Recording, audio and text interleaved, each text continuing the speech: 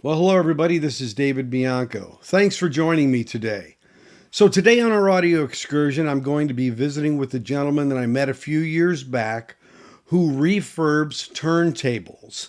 Now, I grew up on dual turntables, and well, I really wanted to get one again. And so a few years back, I did some research and I found this gentleman and the work that he did and have enjoyed what I purchased ever since.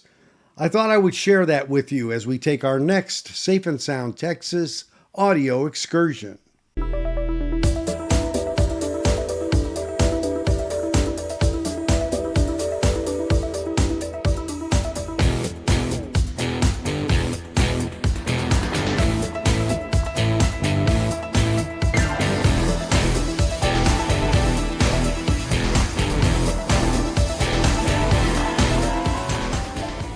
Today, I have a special guest with me, a gentleman who refurbs vintage turntables.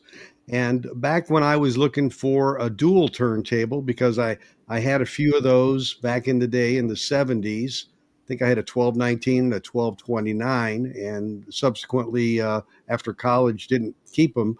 But I really wanted to get back to a dual, and I ran across this gentleman and the work he does, and his name's Andrew Forman. Andrew, thanks for joining me today.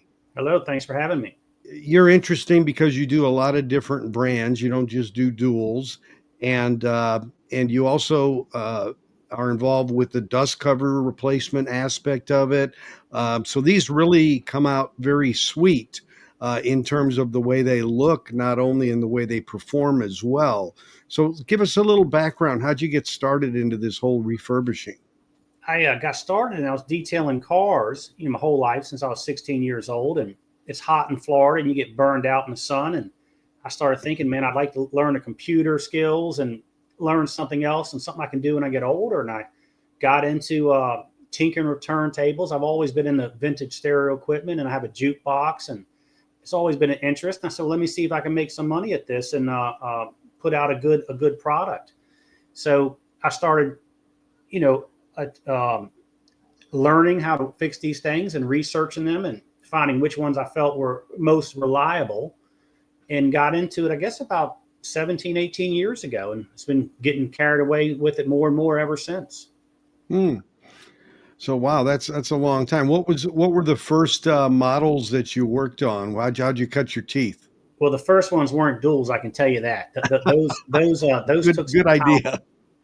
I would say just your run of the mill Sony's, JVCs, pretty much anything out there I could find. Um, I first started attempting the duals and I said, well, man, everybody's right about these. These are too complex. And I learned the later 70s models first. And once I mastered those, I started accumulating parts. And, I have drawers of every bearing and every little sleeve and every part you need. So I got good at those. And, I started taking on the early 70s models, the 1019s and 1219s and 1229s. And those I would work on them for hours and have to put them back on the shelf. I mean, they were winning and I wasn't. And take a break and go back to it. And after a while, I learned those to where I can fix them as quickly as I can any other model. They're very interesting. I love the way they're built. The sound quality is amazing. You're dealing with a unit that records. This is when records was the only thing out there, and I think they put a lot into the technology and engineering at that time in the 70s. And it's nice to give these things another turn in the world. And you were mentioning about the dust covers. A lot of these are lost or cracked and damaged. If they're not cracked, I can actually sand and polish them and make them look new. But when they're missing, you need a new cover. And I linked up with a one-man shop here in town, and me and him would do the mock-ups together. And I would say, well, this needs to be right here, and you need this kick out here. And, after we did a mock-up, he would do his format of it, and he can duplicate them over and over again. So, that's a nice thing to offer people is a replacement dust cover made out of acrylic. Yeah. Yeah, and they look amazing. So going back to a few of those models relative to duals, I remember my dual that I had. I think the first one, maybe the second one, were idler wheel. They weren't belt drive and they weren't direct drive. And idler wheel, what's your experience with that in terms of how solid that is? I've heard some people swear by it.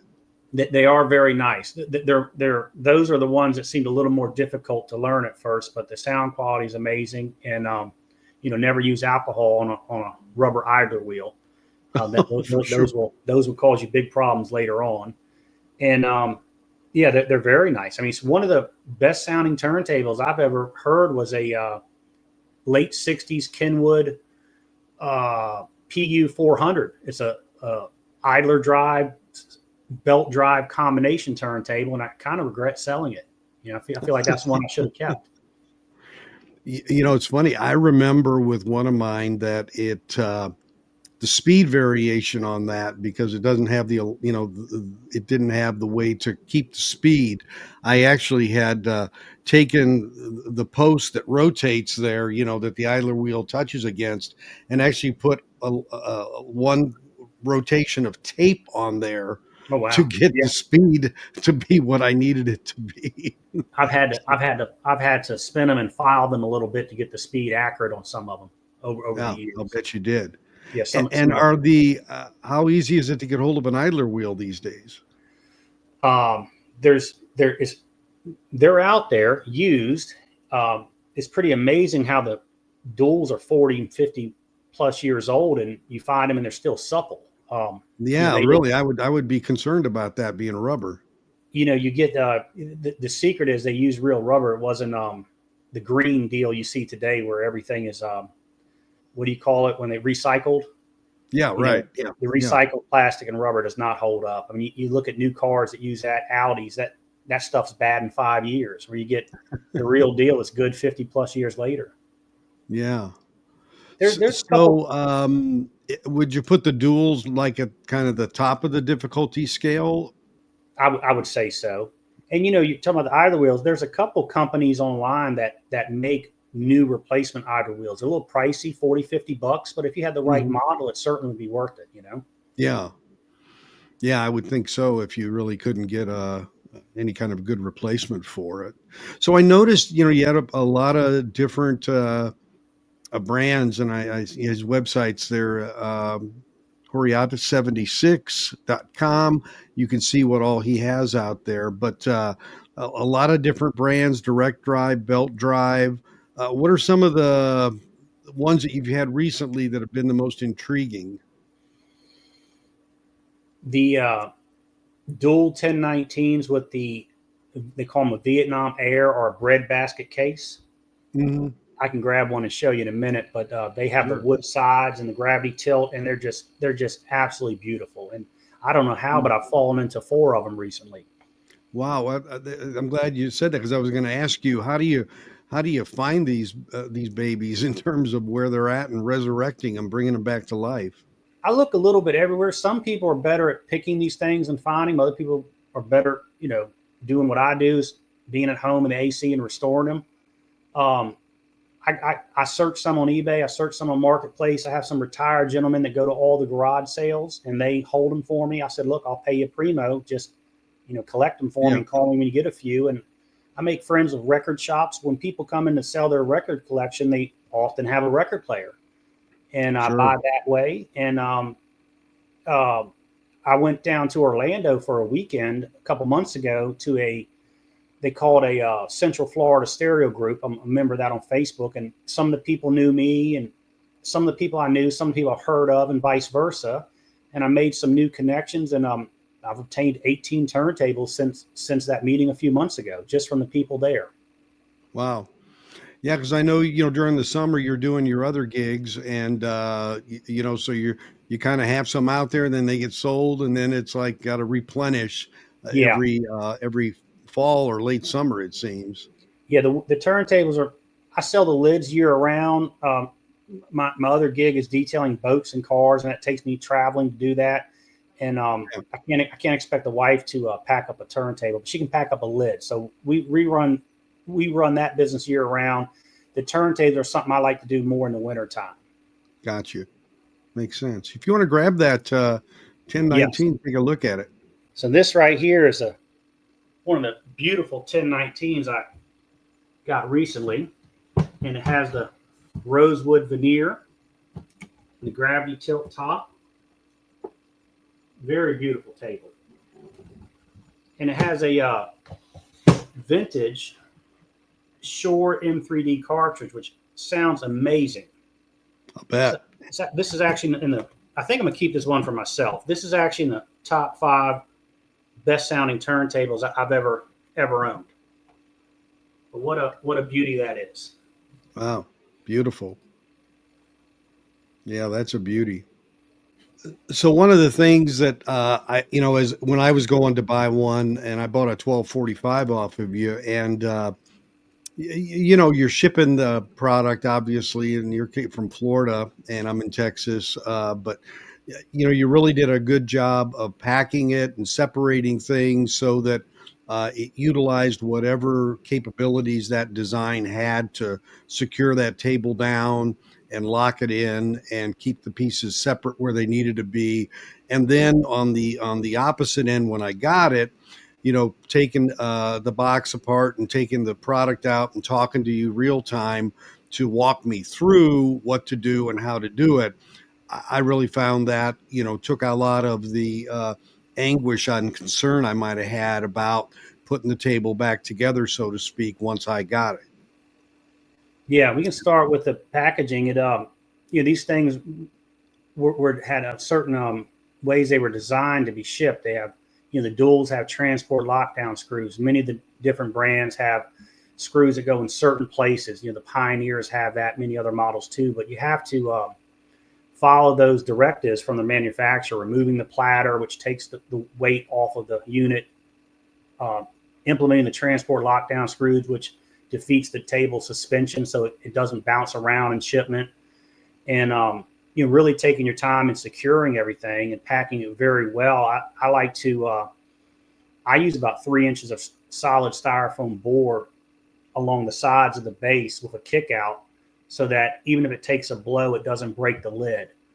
And I only ship through my personal FedEx account. I mean, you can see on eBay or other places, get a label. Well, I don't want to be that 1 in a million people that might have an issue. I ship through my personal FedEx account. So if there is a claim, which once every 2 years or so that happens, I can tell the customer, hey, write this number on the box. FedEx will be at your house to pick it up in the afternoon. And as soon as they hand it over, I give them a full refund, and everybody's taken care of. I know FedEx will pay me down the line. They won't, pass me to the wind.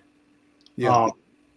But nothing could be worse than buying something and arriving damaged, especially if it was because it was poorly packed. And the help on the back side of the deal is, it's beneficial to everybody. I want people to for it to be at least painful as possible setting up this turntable. So, unpacking it, having it ready.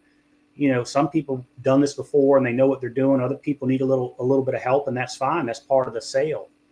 Walking it through, and if they're happy, I'm happy. So, you definitely have to have that service, and I think it's only beneficial in every aspect. Yeah. So, and that's an important aspect, I think, in the decision making. Now we've chatted offline a bit, and I know there are some other guys in the industry that do some things related to duals. There's a fixmydual.com. I know a friend used him recently and was really satisfied with the turnaround and the quality of the work. So there is a little bit of a network, I guess you would say, of people who have been into this. I've heard great things about them also. Yeah. So it's a small but passionate group, I guess, like we have in a lot of these areas related to records and vinyl and just stereophonic music in general. I mean, vintage is big. I mean, vintage. You pick up some of these older units that are receivers or amps, and and then you pick up a new one, and the new one weighs like 8 pounds. It's like ridiculous. It's and some of those old ones weigh 60. Oh yeah, my NADs are ridiculously heavy especially on one end where the power supply is. Yeah. And so yeah, these are these things are robust. They're built to last. I mean, some of the lookalikes, the Audio Technicas today, they want to look like a Techniques, and it's fine, but it's not nearly the same quality or life cycle it's going to have. Obviously, I mean the springs they use for anti-skating wear out in like a year. In a year you don't have any anti-skate acting. You don't realize it, but you You know, know, and you speak about how these things are built back then. There are three things that everyone will say was weak on the duals, and it was glass encased German capacitor in the power supply. They used a low grade RCA, and the dust covers were not of the quality of other brands. They're kind of flimsy and kind of cheap. yeah, So, all the whether they need it or not, I replace all the capacitors in the belt drive units that I do. I put a brand new dust cover on, which is thicker and heavier than the original, and I use the best, which is Switchcraft RCAs on every unit. And these are things. If they're not bad now, they will go bad shortly. So just take that out of the equation and do an upgrade. sure. Yeah. Yeah, it's better, I think, to make that investment so that you have some life to it, especially in their known issues. So so do you have anything, let's say, coming down the pike in a unit that you're really looking forward to getting that you're going to be working on this as you're hibernating this winter? Yeah, I have a few here waiting around. I'm gonna get to around the first week of December. A couple of duels, and there's a fella in Tampa I will be connecting with in February who has a warehouse. I mean, I hope to obtain about 25 turntables when I go there. Wow. All Nice. different brands and all different levels, and I'm really looking forward to that. That is the next stereo group get together, which is in Tampa in February. So look then for me to have the turntables packed up to the ceiling. Well, that's good. That'll keep 2025 fed for you. Yeah, we'll keep them spinning. Yeah. So again, one thing that you do that I really appreciate is you have a YouTube channel also, and the same name, Horiata 76, and you give a walkthrough of The features and the the functions. features and the functions of the actual turntable. I mean, that used to use that Pete Townsend album all the time, and I bought a copy of that because I got so used to hearing that song, and now I know you've switched now to Supertramp. Is it Yes. Breakfast in America? The problem is I used to try to do a variety of things, and my video would get flagged for copyright. Oh yeah, For some reason, Pete Townsend never does, but a lot of requests came in for me to get a different records, which yeah, I'm sure. I finally did. And I'm the surprised videos, surprised Breakfast in America didn't get flagged. yes, me too. What a great album that is. Oh yeah, it's very important for people to have an understanding of they can see what functions it has, yeah, and at the same time, if there's a minor cosmetic flaw, I can point it out. They can see it in the video. oh yeah, Plus the listing, I'll make a picture of it and make a mention of that. But these things, I mean, not all of them. Some are completely manual, some are semi-automatic, some are full auto. Some play 78s. So all this is very important with educating the buyer and them discovering what is right for them. yeah. On the duals, some of them still have the drop down spindle, Yes. for them to stack if you're crazy enough to do it. But yeah, Yeah. but yeah. So in on your so you have the channel on YouTube, and I know in the actual description on your .com site for buying, at the end of your description, there's the HTTPS link to the actual video. I don't know if it works as a link or you have to copy and paste it, Copy but and paste. copy and paste it. But if you see one you like, then you can just go there at the end of the description, copy and paste that link, and then you'll see the video for it on YouTube. So full transparency of what it does, how it does it, and it's coming to be Christmas time. So if you know somebody looking for a vintage turntable, I highly recommend you give Andrew a shot and look at what he's got. Certainly has done me well and some other people that I have sent his way. So I'm really thankful for you doing this, Andrew, for us that want to have some vintage in our life. And I like the 1245 you have. That particular model has a billet aluminum platter, which is heavier than the stamped steel, and I think it makes a different sound quality.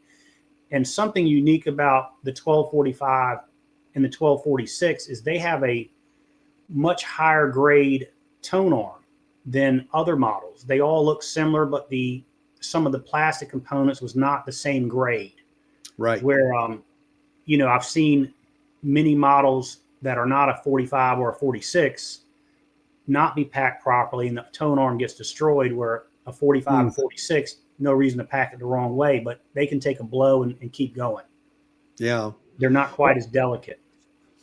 Yeah, once in a while when I talk to Andrew, I'll see him put something up there, and he might say, "Yeah, I don't think this would be one you'd want." I know I know kind of what you're looking for. So what I'm doing now, and just as a little tease to you, is two of the same turntables next to each other, which I have behind me here, so that I do my shootouts and I play them side by side so that I can compare pressings quickly with a remote switch actually now.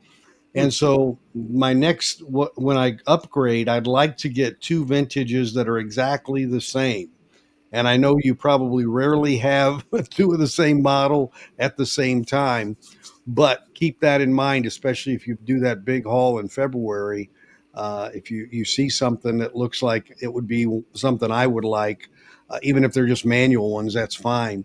But I really like to have that, side by side capability of using the same cartridge side by side as well. So just keep that in mind. And, That's one of the that's one of the fun things with this is I get to hear all different equipment and hear different cartridges. And everybody raves about a Shure V15, and while some of them sound so amazing, there's other ones that there's so much variance.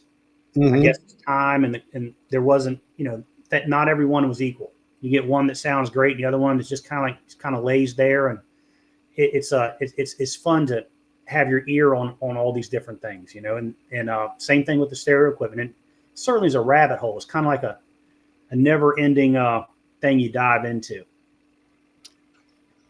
Yeah, that's it's same way with looking at tube amps and all these kind of things too. You go down, and I think you've got a Mac, right? If I'm not mistaken. Yeah, I had the big Sansui for 15 years and loved that. The QRX 9001 and the big Sansui speakers and the EQs, and that was a lot of fun. And I fell into some Macintosh gear, and it's funny. I had a guy messaging me saying, "Hey, I'll come to your door with cash. I can be there in 2 hours." And I'm here listening to it, and it just, first I used my test speakers, and then I used the next set of speakers, and next thing you know, I got it hooked up to my speakers, and I'm going, okay, well, I'm not gonna fall into this again. I told the guy, I said, man, sorry I put the feeler out there. I can't sell this. I kept that for myself, and I found a good home for the QRX, so that's good.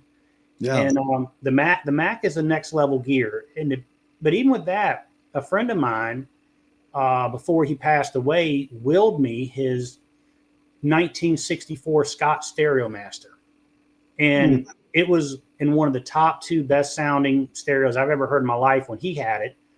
And I had to take it to an old fella in Savannah that works on these, and I had to patiently wait 3 years for him to restore it.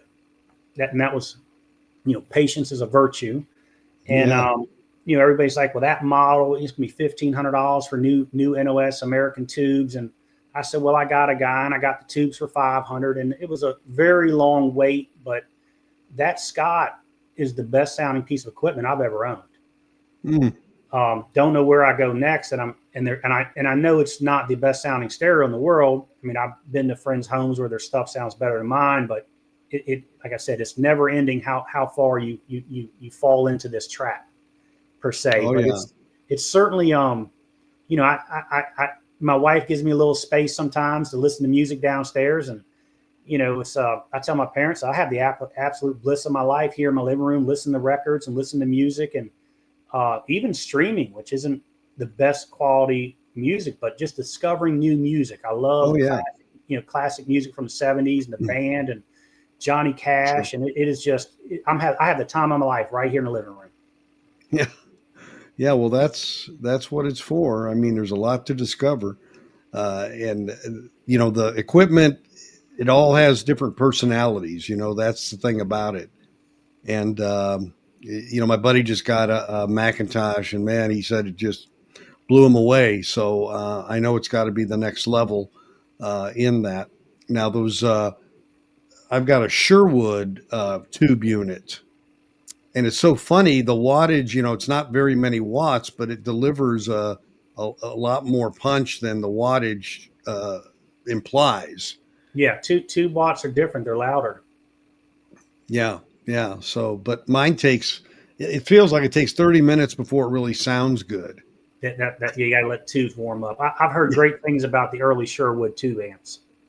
Yeah, yeah. So I'm enjoying getting back into that. So it's all great fun, and it's all part of like what you're doing with turntables. It's something that you just don't see things like a lot of those anymore. You don't, even they're making turntables these days. It's just, it was such craft work back then, and it was the core of what was out there, and Yes, everybody was competing in a big market for, to be the best that they could be, and you even have brands like Denon that had some great equipment, right? I mean, so I yes, mean, it was definitely a competitive market. And for me, there was just so much nostalgia getting a dual back. It reminded me of my high school days and my, early college days. So you kind of get that emotional tug that pulls you in too. yes.